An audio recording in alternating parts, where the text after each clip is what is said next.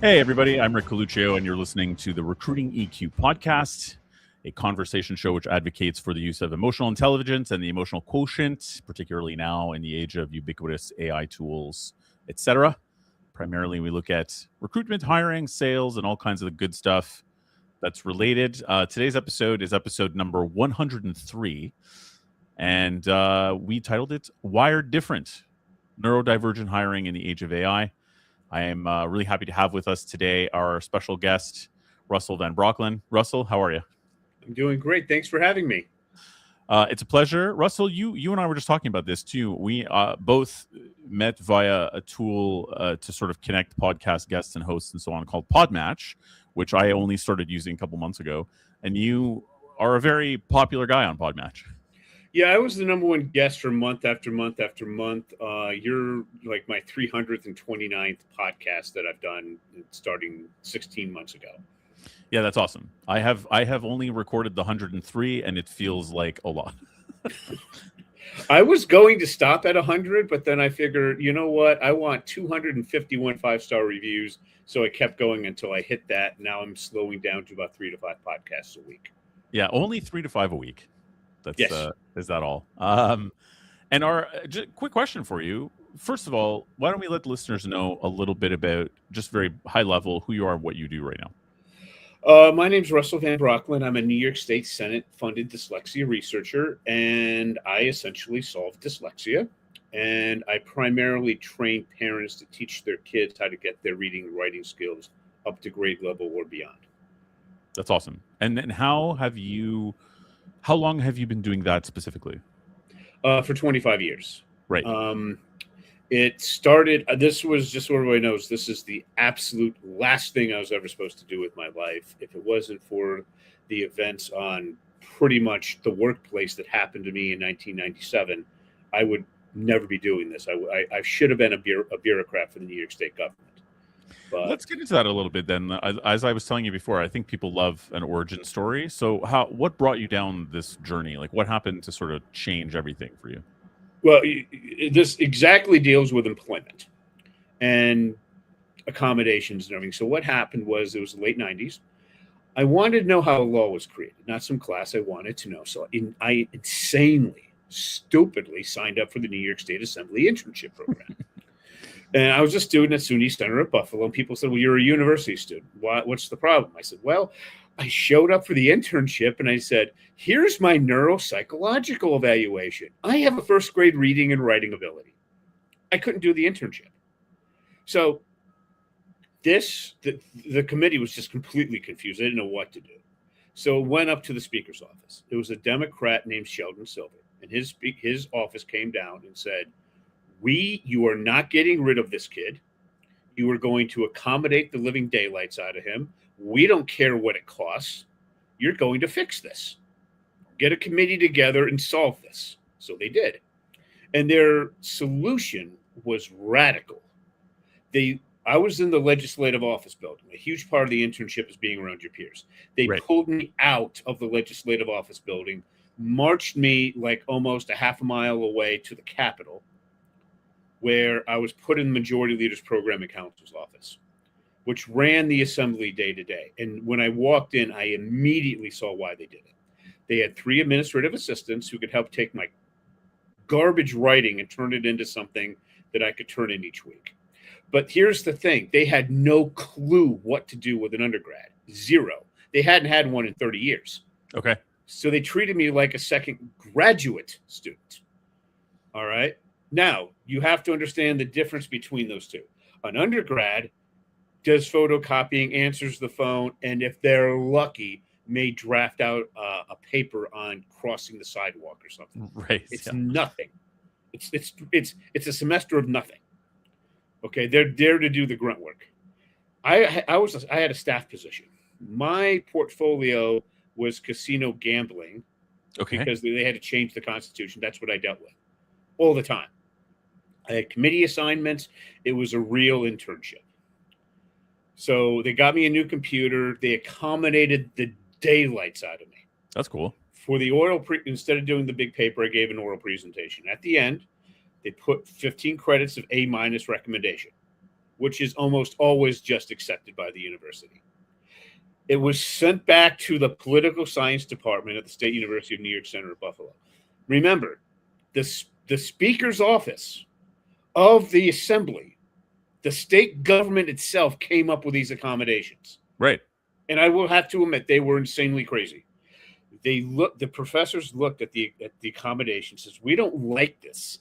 So we're lowering your grade. What do you think they lowered it to from 15 credits of A-? No idea. 15 credits of F. Really? They just failed you because flunked me. What? Yes. But this wasn't even your idea. This was like, weren't they supposed to be preparing you for being in state assembly positions? Well, they didn't like the accommodation. So 29 years later, I still have 15 credits of F in my transcript. Wow. Now, I need you to understand where I was coming from. I was in the Majority Leaders Program and Council's office. I voluntarily worked nights, worked weekends. I was coming in on Sundays when needed, okay? Putting in 10, 12-hour days. These people like me, I like them. I had all of these opportunities because I could just pick up the phone and talk to the people that ran the place day to day. Right. And I turned them all down because this discrimination was the proverbial Mack truck breaking the proverbial camel's back. I said, I am going to solve dyslexia so nobody else has to go through this hell. And then when I went to my professors and I said, where can I go in grad school to force myself to learn to read and write so I can teach other dyslexics? And they said, well, if you like politics, if you like the Majority Leaders Program and Council, this is the lawyer's office. If you like that, it's obvious where you should go. Law school.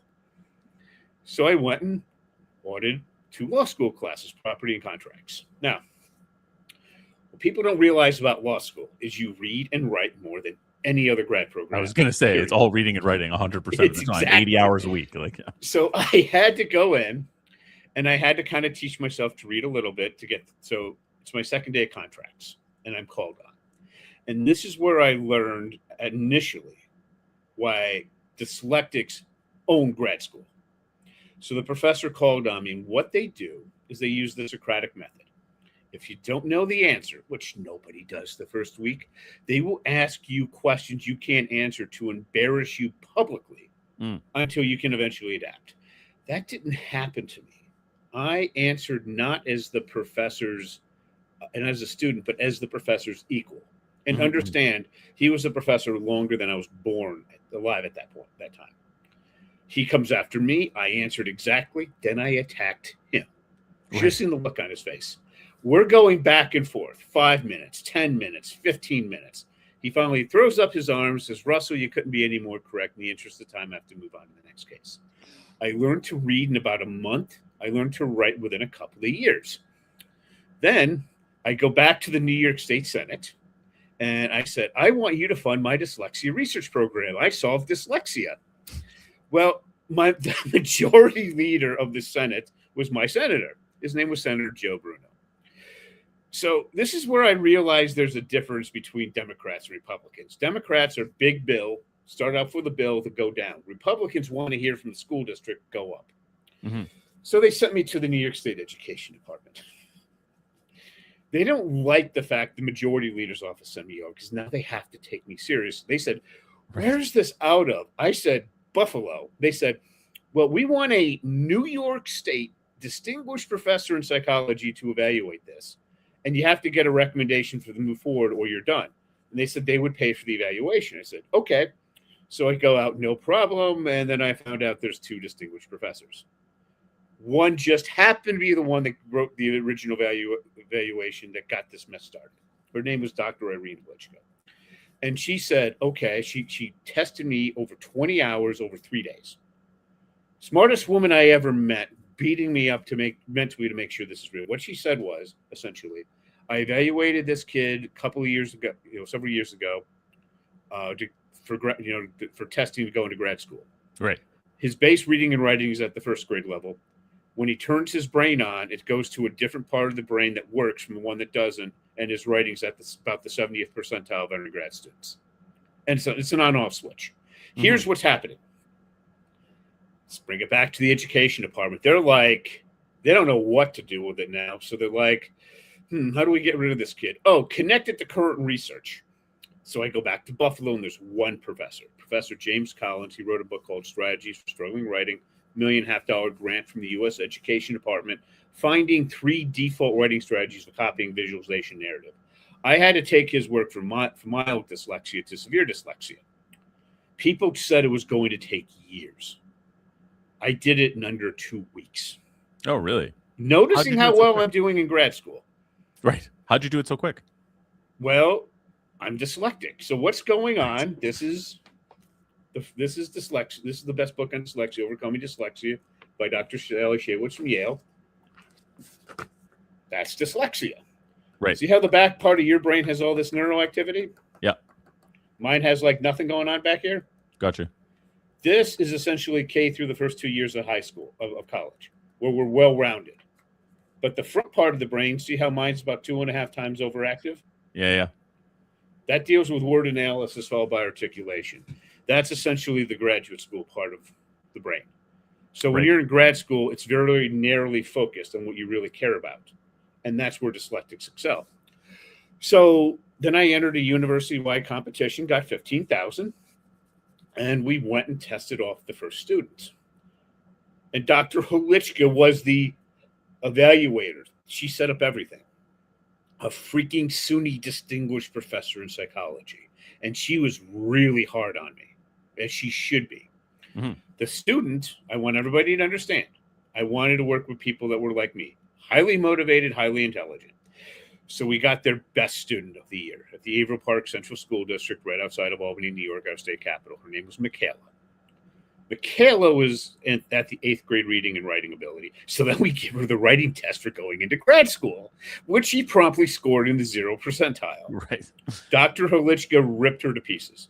Then on the post-test, she increased to about the 50th percentile of entering grad students.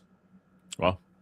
And then for the rest of the project, people were within 0.5 point of that, the 4 to a 5, which is the 30th to 70th percentile back then. We eventually got state funding. The teacher took less than a day to learn. My competition takes 2 years. 1 class period a day for the school year. The kids went from middle school writing skills to the average range of entering graduate students. They all went on to college, all graduated, GPAs of 2.5 to 3.6. My competition was Landmark College. Remember, this is the OOs.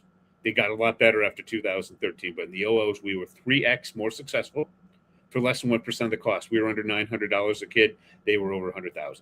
And that's how I got started. That's awesome. It's really something to just sort of, I think, and you correct me if I'm wrong, Russell, but I think that the big existential questions that come with the ubiquity of AI and AI tools and machine learning being part of our lives allow us to sort of reevaluate our systems of evaluation. Do you know what I mean? Like, what makes a good student? How do we evaluate students? How do we evaluate what's a good employee, right? From my end, from a staffing perspective, what are the things that the human traits and skills that we think are valuable on the market? I feel like there's all these big questions that we can ask now and should be asking about the future of things. How, from your perspective, in being in this for 25 years, have there been a lot of moments like that over time? Do you feel like this is one of them to sort of reevaluate methods of evaluation that we use in schools and workplaces? Oh, no, the evaluations haven't changed at all. If you want, and I'm just going to give you an example from New York State. It is now a law in New York State that if you think your kid is dyslexic, they get a proper evaluation. The insurance companies have to pay up to $5,000 for it. It's called a neuropsychological evaluation. Just for parents, if they want to use it, you just can't demand it. What you do is you have your school, your teachers write up some things. Go to your pediatrician, not a nurse practitioner, not a physician's assistant, not a resident. You got to go to the attending. Literally, you have to go to the attending, give them that, have the attending do the evaluation. You got to fight them on this. Have the attending go and do the evaluation of the kid. Okay. And then have them write that they need this, that they think there's practicality there. And then if the insurance company still don't pay, you go to New York State and they'll force them to. You can't ignore an attending pediatrician. You I see. can ignore a nurse practitioner. Got you. Okay, so what is a neuropsychological evaluation? It's a PhD is required, then a lot of additional training. You are literally hiring them for almost a week because the testing is normally 2 full days, and then they got to write it up. That's why it's so expensive. Got And you. that'll tell you what's going on. Now, as far as AI is concerned, a few things about dyslexia that we can just simplify and make it so much easier and effective for being recruiting. Number one, when it comes to emotional intelligence, I'm going to simplify it. Have you ever seen this show called Shark Tank? Sure. Okay, dyslexics make up 5 to 10% of the population, real dyslexia. If you include ADD and ADHD, you're pushing 15 to 20%. But real dyslexics, 5 to 10% of the population, there are 6 sharks. How many of them do you think are dyslexic? That's a great question. I mean, you'd assume none, but I'm assuming it's not going to be none. It's 3, half. Yeah. Barbara, Damien, and the bald guy, Mr. Wonderful. And why are dyslexics tend to be very successful? Because we need things. If you're a gen ed person and you're educated, you can go, it's kind of like baseball. You can be a utility player and you can do anything kind of half decently. Yeah. As a dyslexic, we're really good at a narrow area. We need other people to do other things. And we were treated so bad in school that we tend to treat other people very nicely. I see. But when you're talking about how do we use AI to adapt, I'm going to simplify what the skill set is in AI to 2 things. In your area of what you're working in, you need 2 skills. And if you don't have these 2 skills, you're not going to be effective using AI. Number 1, you have to know what good looks like. Yes. And number 2, when it doesn't look good, you need to know what you have to do to fix it. So let me give you an example of that. Please. I train parents to train their kids. We're putting up an online community called School, SKOOL.com. What I realized for what I do, it's 90% moms. So when I was looking for an instructor, I need somebody that met 2 criteria. I needed a certified, experienced teacher who now happens to be a homeschooling mom. And I met her on a podcast. Her name is Angela. She has a 2-year master's degree in the state of Texas. She's a certified elementary school teacher with 11 years of experience. And then when her daughter was born, she became a homeschooling mom. And she's taught both her dyslexic son, August, and her gen ed son, Alfred, how to do my material. So I will send her material that I create with AI, and she will look over it and say, this isn't quite right. This is what I want to do to fix it. And then I have the AI fix it. And we go back and forth until she's happy. Now, if you don't know that, what good looks like and how to fix it, you cannot be effective in the current days of AI, because just recently, just in the last couple of days, Fable 5 is now, from Claude, from Anthropic, is now permanent in my $200 a month max plan. So how I use it, and I'm severely dyslexic, and I have been on over a dozen shows on podcasts as an AI expert. So you just know my background in that. When ChatGPT came out with its $200 a month pro plan in December 24, I bought it that day. And I stayed on the pro set ever since. So what I will do now is I will sit down with Fable 5. I'll put it on high thinking, and I would discuss what work it thinks I need to do. And then we'll discuss what it is. I will have it plan it. I will have it evaluate it. It manages it, and I'll tell it to break the process into small tasks and send out a swarm of Sonic 5 agents set on high thinking to do the actual work. I don't use Opus anymore because they cut my credits down by a third. Right. So Sonic 5 I can get a lot of work done. And here's why I can drop from an Opus model to Sonic, is because it'll send the work back. And if Fable 5 is not happy with it, it'll tell it how to correct it and send it back until it is happy. I see. So Fable 5 is where you're doing the sort of like, it's like the project manager, if you will. And then you have a whole bunch of Sonic agents, which is lower than Opus, but to do the small minutia tasks, and Fable 5 can sort of interact with them. Yes, I used to have Opus do the tasks. Right. I used to have Opus on Max do the tasks. And now, because of the cut down, I have Sonic 5 doing it set on high, and it does it just fine. So let me give you an example. I run my own business. I had this huge project that needed to get done. Right. I set it up. I had to go back with Fable 5 a few times to make sure it was exactly what I wanted. Then I sent it off to do its work. Then I went off and I drove a half an hour to Colony Center to watch the movie The Odyssey, which is a long movie. Before that, I had lunch with a friend. Then I drove back. And half an hour later, it was done. Then I asked it, I said, here are a few changes that I want. Now I want you to go off and do this. And then finally, when it was done, then I went swimming for an hour and a half. I came back. And it's still not, it finished up. Then I had it go to on Google Chrome. I had it go to, because ChatGPT SOL model 5.6 set on high thinking soul model is really good at creating visual PDFs. Mm-hmm. And I had it use Sonic agents to send it back and forth, and before I do anything, I always create an avatar. And I said, make sure the avatar's happy with this. And I got it done through that. And then I sent it out to be looked at by human experts. And yeah, we got a few changes that were expected. And I had to fix that. So all this heavy work that I would normally be sitting at my computer a couple of weeks ago doing manually, it's now doing. And because what I was able to do personally, this is the biggest thing that I've done that I show people. When it comes to hiring, I'm sure you're familiar with Google AI. Mm-hmm. Their biggest problem is how to come up with a problem statement. Now, like what is a problem statement? First? Yeah, exactly. For a situation. Sorry, please. Yeah, go ahead and tell us what you know about a problem statement. I don't know much. I'm going to lean on you. I was just about to ask you to define it.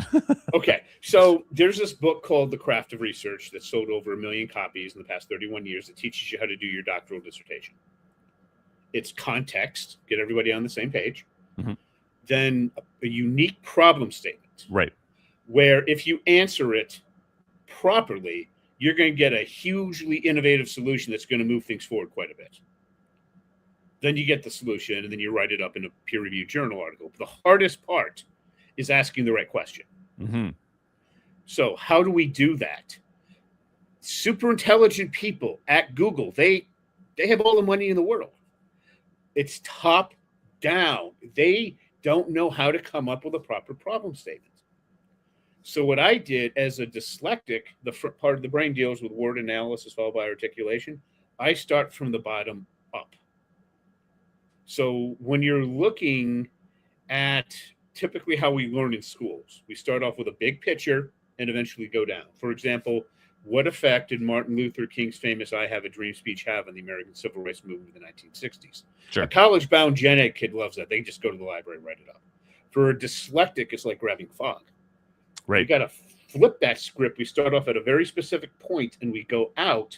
And that is the basis for training us of how to do a problem statement, a unique problem statement. So what we would do is we would ask what personally compelled Martin Luther King to want to give his famous speech. We go to his biography, that time period, find out that answer, gets us a question, gets us an answer, gets us a question, gets us an answer. So if you start off at a specific point and go question, answer, question, answer, question, answer, then at the bottom and start off at the top, you eventually meet, and that's how you come. There's a way of coming up with a unique problem statement. Interesting. Now, once you can do that, once you can come up with a unique problem statement with AI, I simply, because I use Claude mostly now, I simply go and turn the research button on, and I would say, now you got your problem statement. I actually have a document that allows me to put in what I think the problem statement is, and it'll go through this for me and say, no, here's the real problem statement. Then I'll have it go and do a research report of up to 7,000 words. 45 minutes, an hour later, I come back. Now I have the research report, and then I put it through my process to then actually turn it into a final product. Right. You know, a lot of us just write reports. A lot of us do research reports, plans. That's what we do as knowledge workers. And what I have is so much. I have done that for some clients, and they would say, any field, I'll be like, okay, what's the real problem statement? Then come up and then run through, and they're like, This is the best work. We've had teams of people for weeks that haven't been able to come up with this. I said, great, I did it in less than 90 minutes. So what I find interesting about all of that is that, I mean, coming up with your problem statement doesn't sound that dissimilar from, even if you're not in research and you're not doing something along those lines, coming up with the right prompt and the right language to prompt your AI to, like, it can seem very amorphous to a lot of people, right? Like at my company, we're going through AI training now and what have you. And I think most people who are dipping a toe in now and sort of trying to figure out how to prompt Claude to get the proper results, or when to use what wording in your context documents to get it to sort of, give you documents in the tone you'd like, et cetera, et cetera. Figuring out that prompting language and the thought process that goes into directly giving the, minute detail required to get you these things. Do you feel like that's the kind of task that dyslexics are well attuned to? Yes, but the thing is, your AI trainer is out of date. What do you mean? That is not how you do this anymore. How you do what? You don't prompt anymore. Yeah, what? Do tell. Okay. This is and all this has just changed in the past couple of weeks. Okay? Right. So what you do now is, if you're a serious knowledge worker, I'm just going to tell you what you need to do. Per employee, you're going to drop $200 a month on Anthropic's $200 a month max plan and $20 a month on ChatGPT, just a normal plus plan. So let's say give me an example of a knowledge work project that you would want to do, and I'll show you exactly how to do it right here.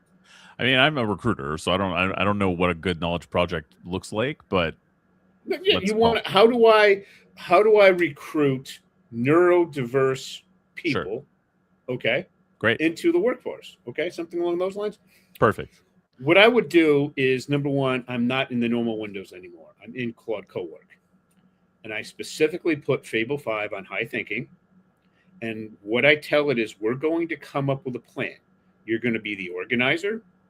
You're going to be the evaluator, the supervisor, the manager. You are not, and I tell you, are not to do any work yourself whatsoever. You're going to have a swarm of Sonic 5 agents set on high thinking to do the work. You're going to have them come back. You're going to set the bar extraordinarily high. If you're not happy with it, send them back to do the work until you are happy. And then I would ask Fable 5, this is what I'm thinking. And it's going to come back until you guys pretty much know what you're thinking about. Then what I do is I take that information and I go back into my customized, how do I come up with a proper problem statement? And I send it through that. It looks at it from the top down, the way the Craft of Research says, and the bottom up, in a more involved way of what I was telling. And then it says, well, this is not the best problem, the best research area. It comes out with what the question is. I turn its research mode on, and I say, give me up to 7,000 words on this. And then 45 minutes later, I get the report, which I then bring back into Fable 5. And I say, this is what I want to do. Now, one thing that I have found by doing the proper prompting of this is it sends it off in doing things that I don't really want it to do. Right, or don't need. Because Fable 5 doesn't need that level of detail. What I found that worked well is I'd say, before I send anything, I would dump it back into ChatGPT, 5.6 SOL model, SOL model set on high thinking, and say, can you rewrite that? Can you rewrite this to clarify it, for clarity? And it does. And I found that just help. That is all the prompting I need. I send it back into Fable 5. We go back and forth until we agree on exactly what's going on. I do tell it to write back concisely, because otherwise it'll go on and on. You'll get like. You have to understand, the more stuff that it writes is very expensive. So you do it concisely. It makes it a lot easier. We agree on it, and then I send it off. Yeah. And what I found is, unless you want to go into the API by the end of the week, I have it do like one project at a time. For sure. Well, this is the thing too. Here's a question for you too. Do you feel like there will be government intervention to sort of limit credit use and AI use, especially for corporations who are kind of doing massive projects and sort of maxing out early right now.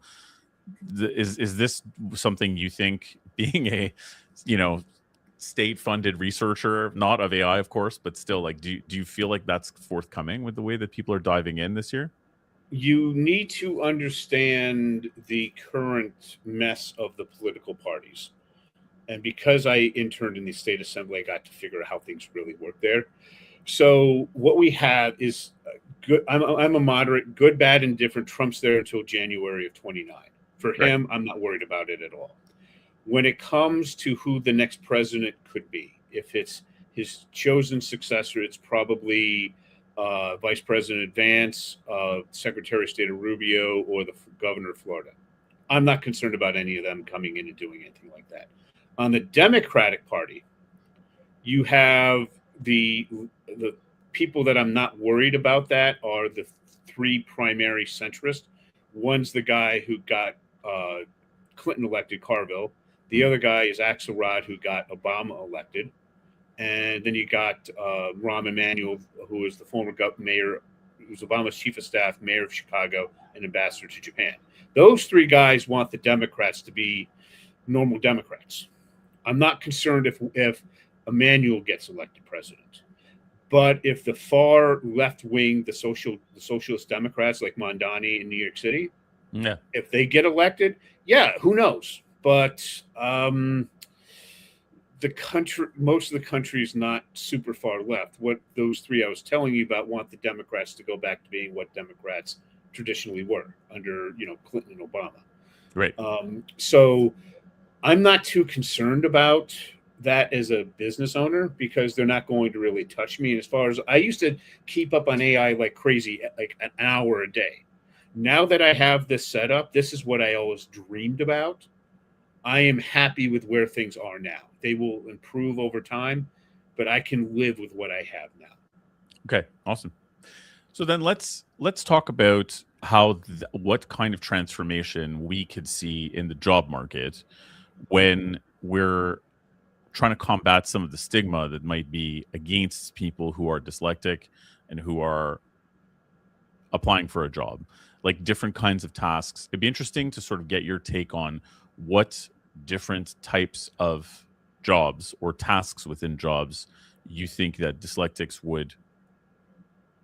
would excel at, and perhaps with tools and whatever that we have now, that they could have support with through Claude or through ChatGPT to be able to be really what I would excellent tell in you those jobs. Because how I train dyslexics. Let me give you an example about what we can do. Yeah. And how this translates in the workforce. I just want everybody to know, I'm going to give you an example of Casey. I never saw this before. I'll never see this again. Of the hundreds of teachers I taught, they will never see this. It's a one-off edge case that can give you an example of what a dyslexic could do for intellectual work. Casey was 10 years old when I met her at the end of 5th grade. She turned 11 over the summertime. She was reading and writing at the 2nd grade level, and she was thematically interested in Theodore Roosevelt. So I assigned her this insane book, The Rise of Theodore Roosevelt, all 900 pages. Won the Pulitzer, 10th grade level to first-year college, depending on who you ask. Casey wanted to learn how to read, so I gave her a simple process. She went up to her room, shut her door for 3 hours a night for the next 6 months, most of the days during the summertime, 8, 10-hour days. At the end of that, you could flip to this random page, point to that random word, and she'll tell you the exact dictionary definition. She jumped 8 grade levels in 6 months, and I worked with her for 15 minutes a week. Wow. And that's not the point. The point is, when I gave her a book she hated to see if it transferred over, she said her motivation dropped about 50%. For most neurodiverse, you're down 75 to 90%. Okay? Because if you ask them, in your speciality, do you have ideas flying around your head that lights people with little to no organization? The answer is yes. So that's why we, instead of going general to the specific, we go from the specific to the general, word analysis followed by articulation. What does this mean in employment? You find out what your learning diverse, because this works as well for ADD and ADHD, what their speciality is. And then you assign them just those tasks. And then you will find, and then you get them a $200 a month Claude Max subscription. You have them use Fable 5 as the manager, as the overseer, and Sonic 5, both set on high thinking, to be the worker. And you give them $20 a month to ChatGPT to turn it into a professional looking PDF. And then you just let them go. And you will be shocked at how good they are. So there's something really interesting to me about, instead of going from the general to the specific, you go from the specific to the general. What about non-research or knowledge-based roles? Like, are there other aspects of the job market where you feel like that kind of thinking could be powerful for employing people who are neurodivergent in other fields? Right. So if you look at anything in business, it's the same thing. We're just doing it at a much simpler level. So sure. Go ahead and give me any field, any knowledge work, and I'll give you an exact answer. Yeah, but like, let's say it's not knowledge work though. Like, where else do you think in business that dyslexics could function or thrive potentially with the help of AI? Okay, like so give me a business problem to solve, and I'll walk you right through it. Sure. All of the ones that come to mind are knowledge-based, like researching. No, give me something very specific. We always deal with very specific problems. Yeah, it's a very specific business problem. I mean, obviously, they're nine times out of 10, they're going to be efficiency related nowadays, right? Which is sort of how to cut costs and. Yes, give me something really specific. I am a recruiter, so I can give you recruiting problems if you like. Sure.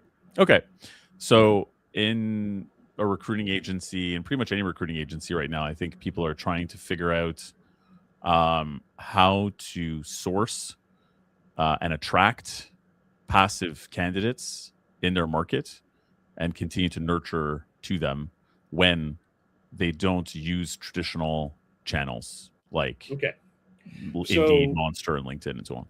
So how I would start off with that is the same process that I gave you. I would start off in a chat in a Claude coworker with Fable 5, and I'll say, this is the problem I'm trying to solve.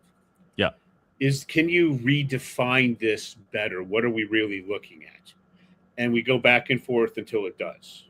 Then I go back into the customized document I created on how to turn this into a proper problem statement. Then once I have that, I turn the research button on and get a 7,000 word report, up to 7,000.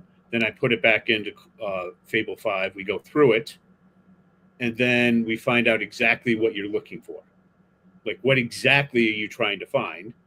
That's what I go back and forth with my clients. Once we find that out, I then just have Fable 5 create the plan and create a swarm of agents.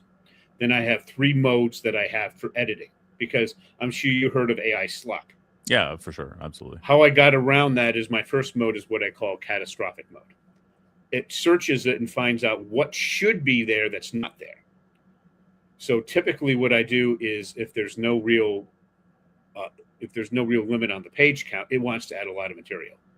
And I have it run it like that. Or if I have to keep within a word level, a word amount, I create an avatar, and the avatar makes the decision of what stays, what goes. Mm-hmm. It runs through until it has 0 changes. Then I have max correction mode, which is looking at it saying, how can we maximally correct what's here? And that runs to 0. Then full polish mode, and that's the basically deep editing. Then I send it over to through Google Chrome for ChatGPT Soul 5.6 set on high to turn it into a proper PDF document. And I make sure it runs through the avatar managed by Fable 5. All this is being done while I'm doing other things. Yeah, for sure. This is just you. And then I send it back to my client, and that exact question is now answered, and the document is about 85 to 90% done. Yeah. You can then look at that and say, well, I want to have these few changes made, and we go through the process again, or most people just accept it, and then they said, this is a really great first draft. And then they can implement it with how they want. Sure, they can. Yeah, exactly. So I get people sending me stuff on all the. Why can I do this? Because my kids now want custom material. Like, tell me about kimono dragons. And I create it per grade level, I create an avatar of the kid, what reading level, what content level, and they freaking love it. Yeah, that's interesting. So you're creating an avatar of the kid more than, because like a lot of the advice that I've heard about doing this kind of work is to create an avatar of yourself to get it to understand your context of what you want and your tone, etc. But you're suggesting that maybe that's not as important as making an avatar of the audience that it's going to be receiving it. It is. What you want is one of the audience. And what I find is what people need to understand is when I get done with this process, especially running those 3 editing modes, is I'm going to conservatively say this is about 85% done. People say it's good work, but the real editors, the real professional senior editors would say, well, you could move this point from this paragraph to this, flesh this out a little bit more, cut a little bit here. These are editors that are so good at what they do that most people don't. Most people just accept the work because it meets what they're looking for. So if you're going to publish it, you run it through a senior editor, but then there's not much for them to fix because it's already so well. Those 3 editing modes removes the AI slop and make sure everything is correct there. So the kids love it because a lot of my clients now, believe it or not, are very high level gen ed kids. And they love just working with the material I send them. And then when they want something new, I can create something new. Instead of me sitting there for hours, still doing other things, I now give it to Fable 5, and then I look it over at the end and make a few changes. It just saves so much work. Yeah, for sure.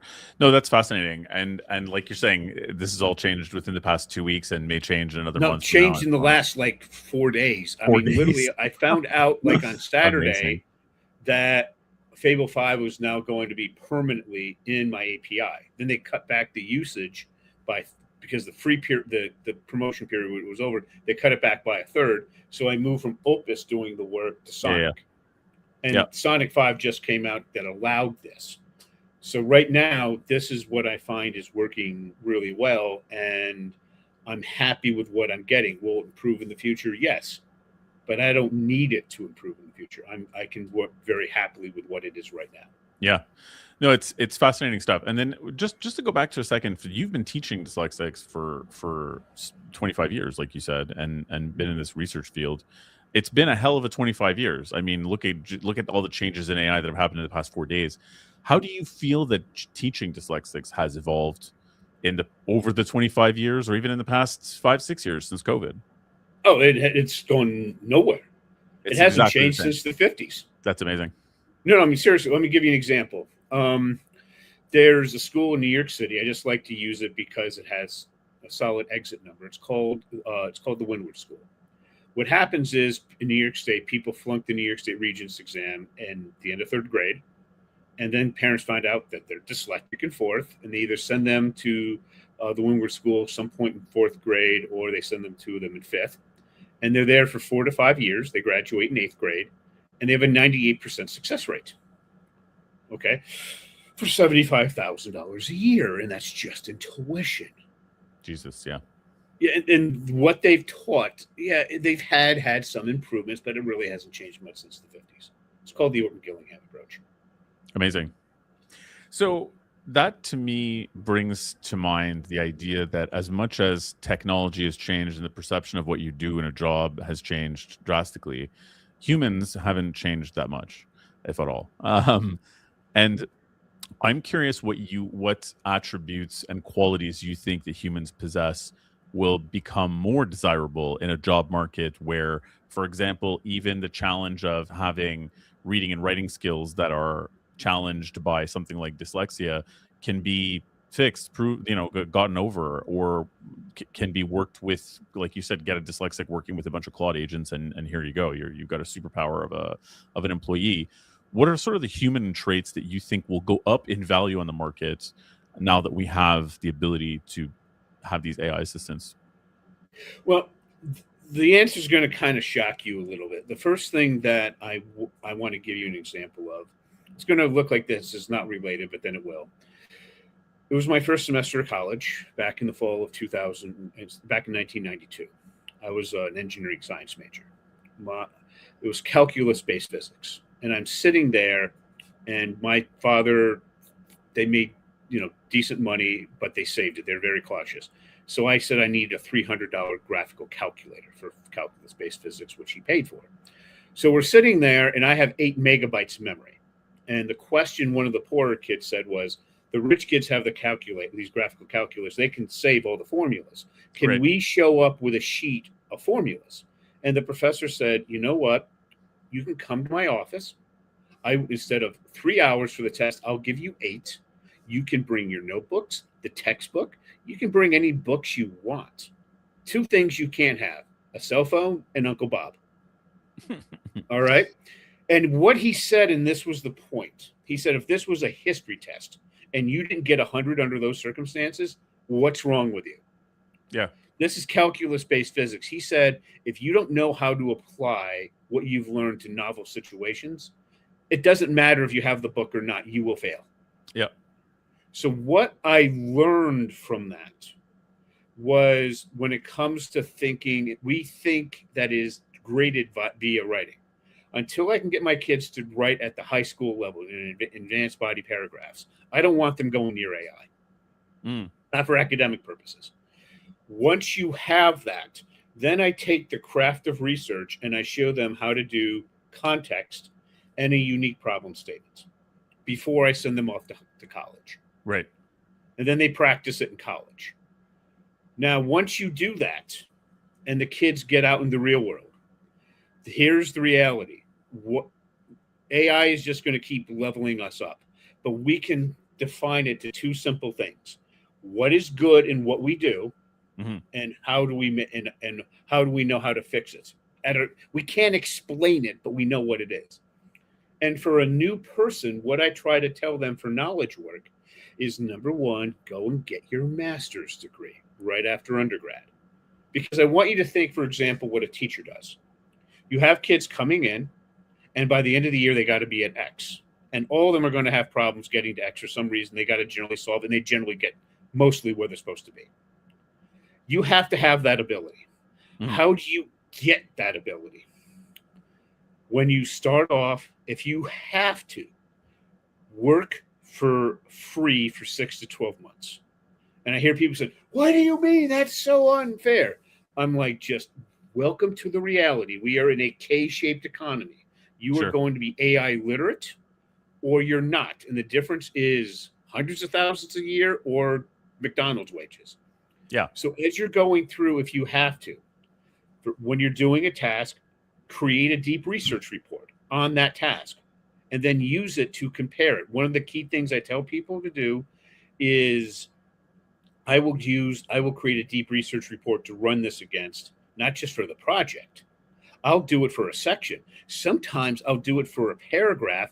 And sometimes I will do it I'll create a deep research report for each sentence to run it against when it's that important.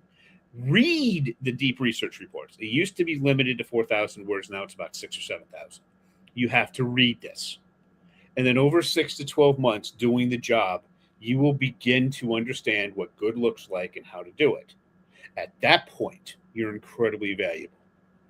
Until you get to that point, I hate to say it, they don't want to. The companies literally don't want to pay to train you anymore. No, this is a very big problem, right? Is that I feel like there are a lot of people who aren't able or willing or interested in going through higher education, both in Canada and the US, less so than let's say 10 years ago. There are a lot of people who are in the Gen Z and even the younger millennial generation who don't really feel like the current traditional job market is even that motivating because they don't really have the oh no yeah so what are they so what is doing in the United States? I'll just tell you what the numbers are. There are 2 million fewer college students now than they were 10 years ago. But this generation is going into what I like to call head and hands jobs. Electricians, but here's what they don't know. I'm just going to give you New York State as an example. If you join the union, you're working 2 nights a week for 6 years. For 5 years to essentially get your associate's degree. So what I tell my kids, is go to the community college. And yes, this still is college. You have to go through some of your gen ed stuff, but mostly you're going to be in, your technical stuff. You still have to know what good looks like when it's not good, what's going on, like with a car. The car is not working. Yeah. What does a functioning car look like? Yeah, exactly. Sure. Why is it not working? That's what good looks like. Then how do we fix it? Yep. You still need to know that, and AI can help you kind of figure that out. Yep. But instead of writing reports, you're doing the actual work. The fastest way, what I tell kids now, the fastest way to a 6-figure salary is being an electrician. Yeah, for sure.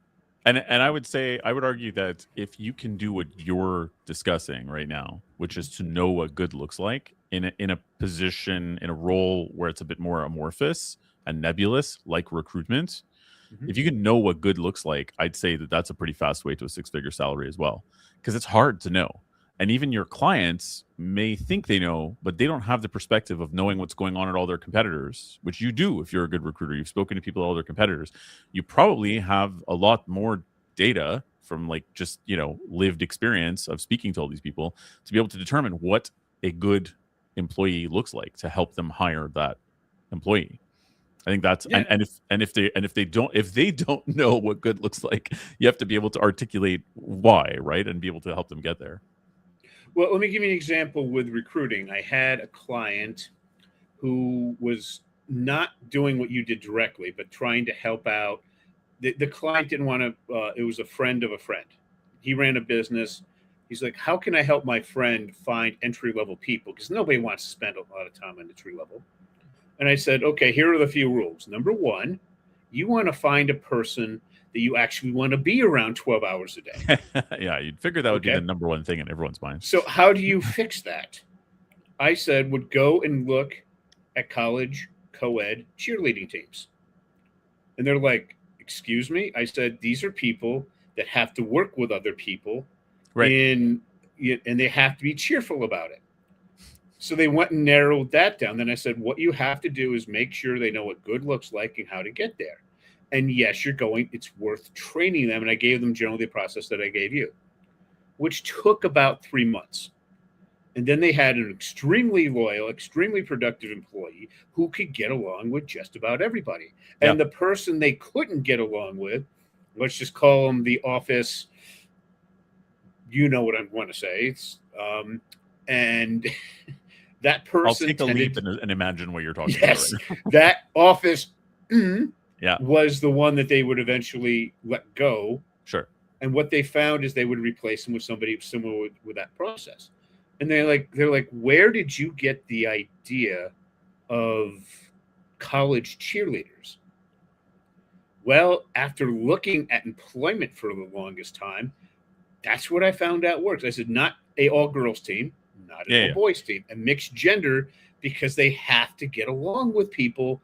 It's very close work, and they have to do it for. And if there's somebody who can't get along with somebody, they're bounced off that team. Yeah, and typically, especially for the girls, they tend to have much higher GPAs. It's interesting that you mentioned that too, because there's one of the hacks, which I'm just, I guess, giving away right now, which is a lot of what we end up doing is people who are not necessarily local to the US or to a certain state are trying to hire to start a new recruiting location, right, in their agency or their consulting firm. And they often look at sports history, particularly for boys, but for girls, for women as well. Dance, sports, cheer, things like that, right? Because they like to see that team component. But for someone who's going to be in sales or recruitment, where you're doing a lot of coordination and wrangling with people's egos and schedules and all this kind of stuff, one of the hacks that some of the employers locally in the US will look at is how active were they in their sorority or fraternity, and what roles did they take on there in terms of event coordination and flying around and account management and whatever. That's something that's hard to explain to people who are not from the US, because they're like, what even is a sorority or a fraternity? Yep. You know what I mean? One of the issues that I've run into from sororities and fraternity, though, is the socialization tends to be too much for certain clients. Yeah. And when I explained it specifically for the college cheerleading co-ed team is when you're all girl, they tend to get along very good with the girls. They tend to have issues with some of their male peers now. If it's, and there are all guy cheer squads, they still exist. They tend to have issues. How do I do with mixture? If they're mixture, number one, it's very hard to get on a mixed serious college cheerleading team.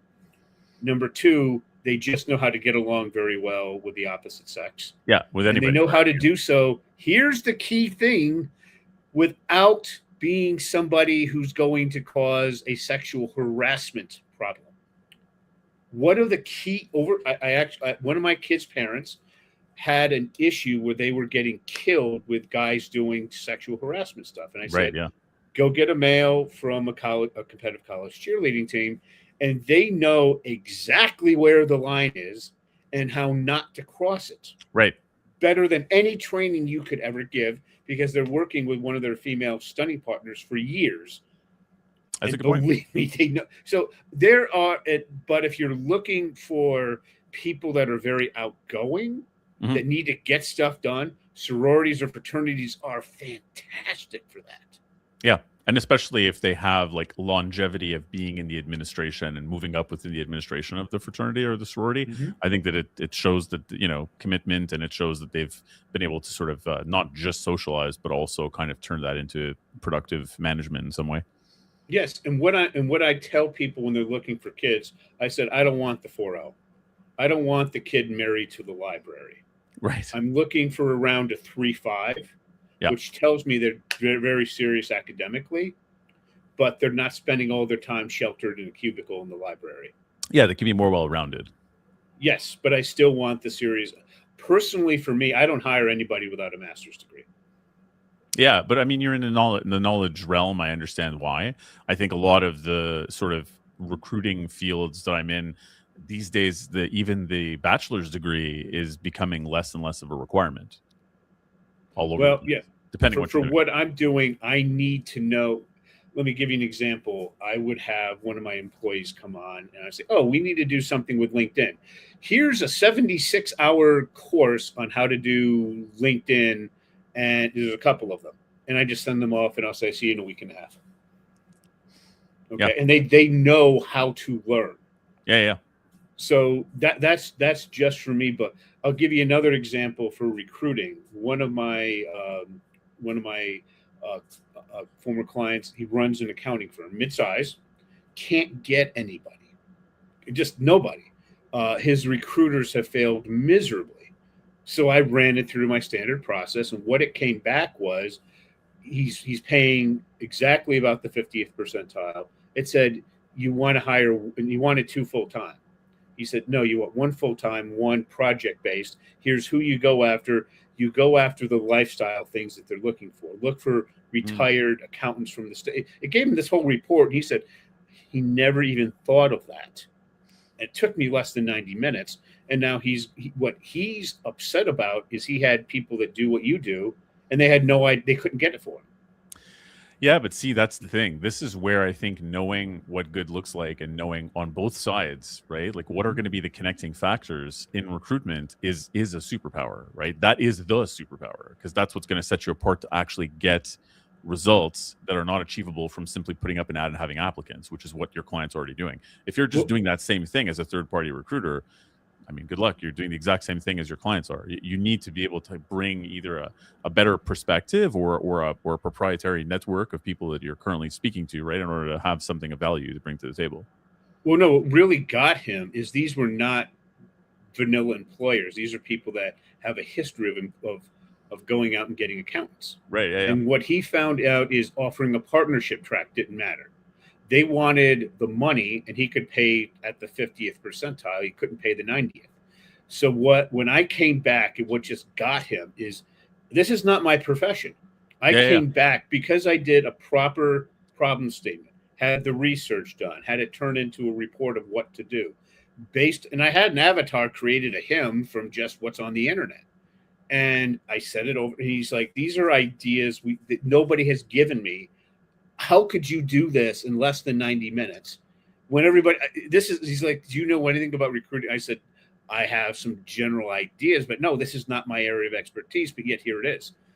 The ability to come up with a proper problem statement, research it, and get it customized to the person. And you'll be shocked at how good Claude is at creating avatars of people just from what's online. And this guy's not online much. He's not like you see a lot of social media. I say when I'm doing that, ignore the personal. I just want the professional. Yeah. No, and it's amazing. Exactly how they want to be communicated with. So that's the power of knowing what good is and how to do it. I just know it for a wide variety because my kids are interested in a wide variety of stuff. Yeah, that's fascinating. Well, Russell, we've hit our time. I think this has been awesome. I know we could I personally have a million more questions for you. Maybe we'll do a recap, but I think you've given all of us a lot to think about. I love just the sort of takeaway of knowing what good looks like and how to fix it if it's not, which is huge, coming up with a proper problem statement. But hopefully I think this may unlock people's whatever stigma is preventing them from opening up their talent pool to people who are neurodivergent, because the talent pool question is often cited as a big issue in a lot of verticals right now. And maybe with the tools that we have now, there's a lot more reason to sort of explore neurodivergent hiring. Well, again, what I want you to think about is that Shark Tank, half the sharks are dyslexic. Yeah, I love that. That's a great takeaway as well. It is, if you're willing to drop $220, $200 on Claude Max, $20 for ChatGPT, and train and just make sure they understand how to use these things, you will not get a average response. This is not an accommodation. You will get by far a superior response because in the part of the brain that you're playing with, we got 2.5 times the neural activity. It is so freaking unfair. And I've talked this to some employers, and they would hire some of my former kids, and they're just like, what the heck? I mean, they're like, especially when we started shifting over to Fable just this beginning of this week, I had one talk to me and said, this kid's producing so much work, we have to pull him back because he's literally embarrassing everybody else. Yeah, that's amazing and very powerful. And thank you for coming on here, Russell. Russell, how can people reach out to you if they would like to learn more, or maybe they're looking to get their kid enrolled?